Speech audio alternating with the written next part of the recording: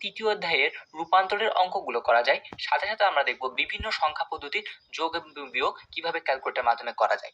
এটির ফলে আমরা এমসিকিউতে খুব সহজেই কি করতে পারবো, শর্টলি আনসার করতে পারবো এবং সাথে সাথে আমাদের যে সিকিউ কোশ্চেন আসে সেই সিকিউ কোশ্চেনগুলো আমাদের সঠিক হয়েছে কিনা তা দ্রুতই আমরা ক্যালকুলেটরের মাধ্যমে যাচাই করে ফেলতে পারবো। তাহলে চলো শুরু করা যাক। প্রথমে দেখো, আমাদের এখানে একটা অক্টাল সংখ্যা দেওয়া আছে, সেই অক্টাল সংখ্যাকে বাইনারিতে নিতে হবে। অর্থাৎ এক বেস থেকে আরেক বেস নেওয়ার জন্য আমাদের সর্বপ্রথম যে কাজ হচ্ছে, ক্যালকুলেটরের যে মোড থেকে আমি সেটাকে বেস মোডে নিয়ে যেতে হবে। প্রথমে এই জন্য আমি করতে হবে মোড, দুইবার ক্লিক করব। ক্লিক করার পর এইখানে আসবে একটা বেস নামে একটা অপশন আসে, যেখানে বলছে 3 নম্বর অপশনে ক্লিক করতে। আমি যদি 3 নম্বর অপশনে দিই, তাহলে দেখো এখানে একটা ডি নামে লেখা প্রদর্শিত হচ্ছে। এই ডি দ্বারা বোঝাচ্ছে এটা হচ্ছে একটা ডেসিমাল নাম্বার এখন কি করবে, ইনপুট নিবে। ঠিক আছে, আমাদের এইখানে যে বেসটা আছে সেটা হচ্ছে 8 থাকা মানে আমরা বুঝতে পারি একটা অক্টাল নাম্বার। এই অক্টাল নাম্বারকে এখন আমি কি করতে হবে, বাইনারিতে নিতে হবে। দেখো এইখানে ওসিটি দেওয়া আছে, ওসিটি দ্বারা বোঝাচ্ছে অক্টাল সংখ্যা। বিআইএন দেওয়া আছে, বিআইএন দ্বারা বোঝাচ্ছে বাইনারি সংখ্যা। হেক্স দ্বারা বোঝাচ্ছে হেক্সাডেসিমাল এবং ডেক দ্বারা বোঝাচ্ছে একটা ডেসিমেল সংখ্যা। ওকে, আমাদের যেহেতু এখন সংখ্যাটা আছে কি, সংখ্যাটা হচ্ছে অক্টালে, এই জন্য আমি কি করব, অক্টালে ক্লিক করব। যখন আমি অক্টালে ক্লিক করি তখন দেখো এইখানে কিন্তু কি হয়ে গেছে, একটা সংক্ষিপ্ত ছোট আকারের ও চলে আসছে। এই ও দ্বারা বোঝায় এখন আমরা যেই সংখ্যা নিয়ে কাজ করবো সেটা হচ্ছে অক্টাল। তাহলে অক্টালে প্রথমে কি আছে, 7 2 দেওয়া আছে। তাহলে আমি কি করবো, এখন 7 আর 2টাকে ইনপুট নিব। নেওয়ার পর আমি একটা কি করব, সমান চিহ্ন দিব। এখন যে সংখ্যাটা আউটপুট দেখাচ্ছে সেটা হচ্ছে আমাদের অক্টালের 7 2। তো আমি চাচ্ছি কোথায় নিয়ে যেতে, বাইনারিতে নিয়ে যেতে। এই জন্য আমি কি করব, এই যে বিন যেখানে আছে সেইখানে একটা ক্লিক করব। এই দেখো বিনে ক্লিক করার সাথে সাথে আমি দেখতে পাই কি, আমার বাইনারি মানটা চলে আসছে। অর্থাৎ দেখো আমি এখানে পাশে বাইনারি মানটা লিখে রেখেছি, সেটা হচ্ছে কি 3টা 1 0 1 0, একদম পারফেক্ট আনসার। ওকে, এভাবে আমরা কি করতে পারি, অক্টাল থেকে বাইনারিতে অথবা যে কোনো বেস থেকে যে কোনো বেছে নিয়ে যেতে পারি। তাহলে চলো আরো কয়েকটা উদাহরণ করা যাক। এখন আমরা আরো যদি কয়েকটা উদাহরণ করি, দেখো এই 3a যেটা হচ্ছে কত 16, যেটার বেস আমি দেখে বলতে পারি এটা একটা হেক্সাডেসিমাল সংখ্যা।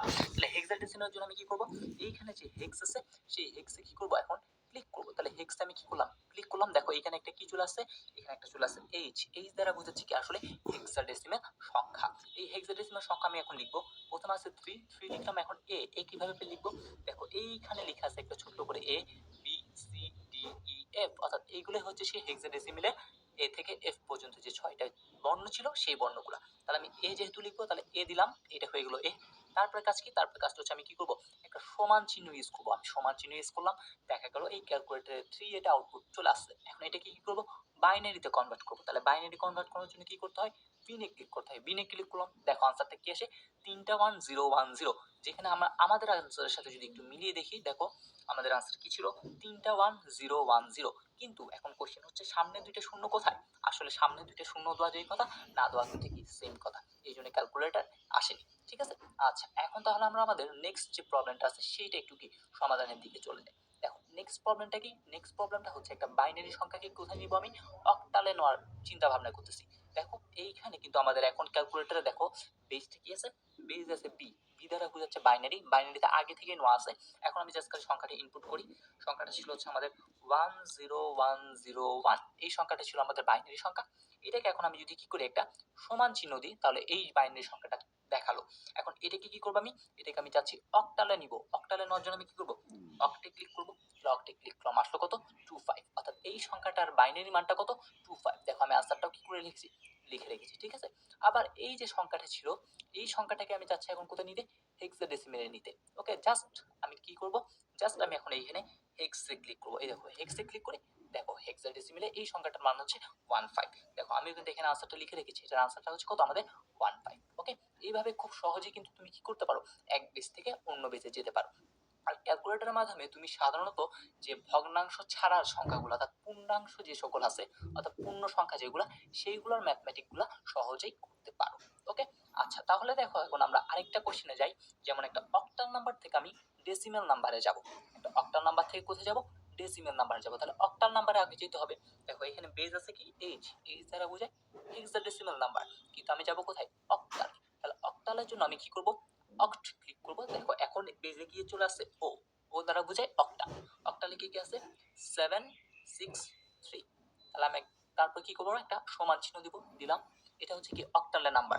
আমি যাব কোথায়, ডেসিমেল। ডেসিমেলের জন্য কি করব, ডেকে ক্লিক করব। দেখো আসছে কত, 499।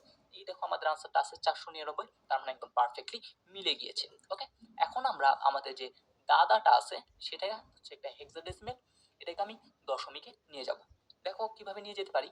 তাহলে দাদা যেহেতু হেক্সাডেসিমেল নাম্বার, তাহলে প্রথমে আমি কি করতে হবে, হেক্সে ক্লিক করতে হবে। দেখো আমি হেক্সে যখন ক্লিক করছি তখন এখানে কি চলে আসছে, এইচ।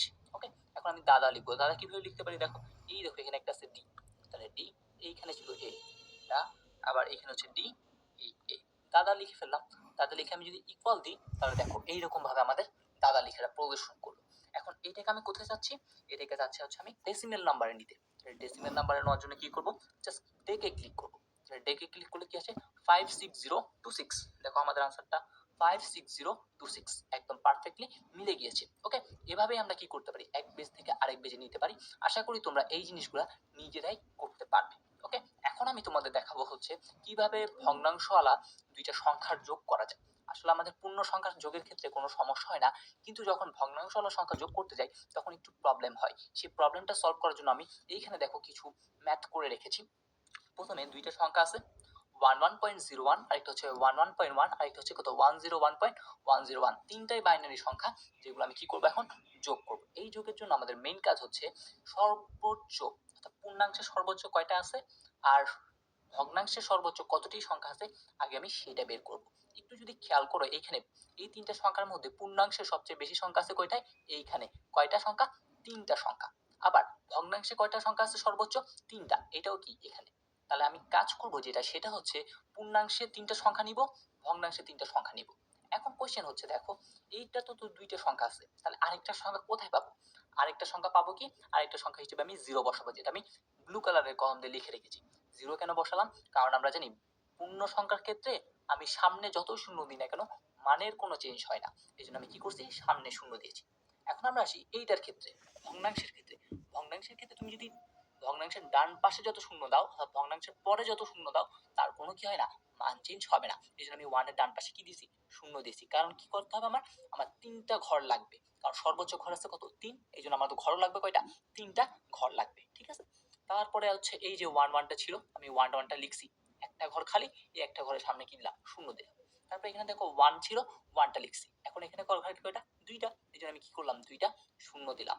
ওকে, তারপর দেখো এটা তো ঠিক ছিল, সেটা লিখে ফেললাম। এখন কাজ কি, এখন কাজ হচ্ছে আমি যোগ করব। কিভাবে যোগ করব, এইখানে যে সংখ্যাগুলো আছে সেই সংখ্যাগুলো যোগ করব, কিন্তু কোনরূপ দশমিক বসাবো না। তাহলে দশমিক না বসে আমি সংখ্যাগুলো একটু যোগ করে দেখাই তোমাদের, তোমরা একটু খেয়াল করো। তাহলে দেখো এই প্রত্যেকটা সংখ্যা কিন্তু কি ছিল, বাইনারি সংখ্যা। তাহলে বাইনারির জন্য আমি কি করব, এইখানে বাইনারি যখন ক্লিক করলাম তখন দেখো এখানে বেজ হয়ে গেছে কত, বি, বি দ্বারা বোঝায় বাইনারি। তাহলে বাইনারিতে প্রথমে কি আছে দেখো 011, আমি বলছি কোনো দশমিক ইউজ করবে না, তুমি ইউজ করলে দেখবা কোনো কাজ করে না। তাহলে 011, তারপর আছে কত 010, এইটা যোগ। তারপর সংখ্যাটা দেখো 011 100 লিখলাম। তারপর এটা হচ্ছে কি আবার যোগ, দেখো কি আছে 101, তারপর হচ্ছে কত 101। এখন এই তিনটা যোগ হয়ে গেল। এখন আমি কি করবো, ইকুয়াল সাইনে দিই। দেখো ইকুয়াল সাইন যখন দিই তখন দেখো আমাদের কি আসছে আনসারটা, এই দেখো এখানের সাথে মিলে নাকি 11, তিনটা 011, একদম পারফেক্টলি আনসারটা মিলে গিয়েছে। এই যে এখন আনসারটা মিললো, এখন কাজ হচ্ছে আমি দশমিক গুলা দিব। একটু খেয়াল করো, দেখো তো আমাদের দশমিক কয় ঘর আগে ছিল, এক ঘর, দুই ঘর, তিন ঘর, সর্বোচ্চ তিন ঘর আগে দশমিক। এই জন্য আমি এক ঘর, দুই ঘর, তিন ঘর আগে কি দিছি, একটা দশমিক দিছি, আর বাকি যে সংখ্যাগুলো ছিল সেগুলো পূর্ণ সংখ্যার ভিতর হয়ে গেল। ওকে, তাহলে কাজটা কি, কাজটা হচ্ছে যদি তোমার দশমিক আলা সংখ্যা যেইটা সবচেয়ে বেশি তত ঘর তুমি কি করবা, ক্যালকুলেট করবা, তারপরে দশমিক ছাড়া ক্যালকুলেট করবা, করার পর যত ঘর সর্বোচ্চ পর দশমিক আছে ঠিক তত ঘর পর তুমি কি দিবা, একটা দশমিক দিয়ে দিবা। ওকে, তারপরে দেখো দুইটা সংখ্যা বিয়োগের ক্ষেত্রে তাহলে কি করতে পারি, এখন আমরা বাইনারি সংখ্যা কিভাবে বিয়োগ করা যায় সেই জিনিসটা সম্পর্কে একটু দেখে ফেলি। দেখো এইখানে আমাদের ছিল কি, আমাদের এখানে ছিল হচ্ছে 11.011, আরেকটা ছিল 1.11। এই যে দুইটা শূন্য ছিল, এই দুইটা শূন্য আমি এক্সট্রা লাগিয়েছি। কারণ কি, আমার হিসাব সুবিধার জন্য আমি কি বলছিলাম, আমাদের বিটগুলো পূর্ণ করে দিতে হবে। যদি পূর্ণ সংখ্যা থাকে তাহলে আমি বাম দিকে কি করব, শূন্য দিব, আর যদি ভগ্নাংশ থাকে তাহলে আমি কি করব, ডান দিকে শূন্য দিব। এই জন্য আমি শূন্যগুলা বসিয়ে দিয়েছি। এখন দেখো, এখন এগুলো আমরা কি করব, বিয়োগ করব। বেস তো বাইনারিতে আছে, তার মানে আমার আর বাইনারিতে নেওয়ার দরকার নেই। এখন আমি বিয়োগগুলো করি। তাহলে প্রথমে সংখ্যা কি 11011, আমরা বলছি কোনো দশমিক ইউজ করব না, মাইনাস তারপর কি ছিল 0 1 1 1 0, এই দুইটা সংখ্যা ছিল। তাহলে এই দুইটা সংখ্যা আমি যদি এখন ইকুয়াল দিই তাহলে দেখো আসে কি 1011 আসছে। এখন দেখো তো আমাদের এখানে কয় ঘর আগে দশমিক আছে, 1 ঘর 2 ঘর 3 ঘর আগে দশমিক। আমি ঠিক গুনে গুনে 3 ঘর আগে দশমিক দিব আর একটা কি হয়ে গেল, পূর্ণ সংখ্যা হয়ে গেল। এভাবে খুব সহজে তুমি কি করতে পারো, বাইনারি সংখ্যা বলুক, অক্টাল বলুক, হেক্সাডেসিমাল সংখ্যা বলুক, সকল সংখ্যায় যোগ বিয়োগ করতে পারো। ওকে, তাহলে দেখো আমরা আরো কিছু যোগ বিয়োগ করি। যেমন এইটা বেজ হচ্ছে 8, বেজ 8 মানে আমরা জানি সেটা কি সংখ্যা, একটা অক্টাল সংখ্যা। অর্থাৎ 7 7 প্লাস 1 এই দুটো অক্টাল সংখ্যা যোগ করতে বোঝায়। তাহলে অক্টাল সংখ্যার জন্য আমার কি করতে হবে, অক্টে ক্লিক করতে হবে। আমরা অক্টাল ক্লিক করলাম, অক্টে ক্লিক করার পর আমরা কি দেখতে পাই, দেখো এইখানে একটা ও আসছে। ও দ্বারা বোঝায় কি, ও দ্বারা বোঝায় অক্টাল নাম্বার। এখন আমরা তাহলে যোগ করি 7 7 প্লাস 1। এখন যদি দুইটা যোগ করি তাহলে যোগফল কি আসে, দেখো যোগফল আসে 100। দেখো আমিও লিখে রাখছি যোগফল 100, একদম পারফেক্ট আনসার।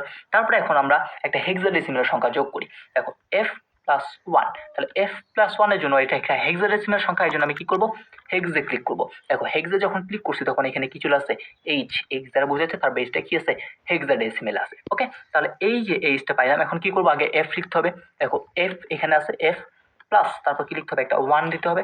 তাহলে 1 দিলাম, তারপর আমরা এখন কি করবো, ইকুয়াল সাইন দিব।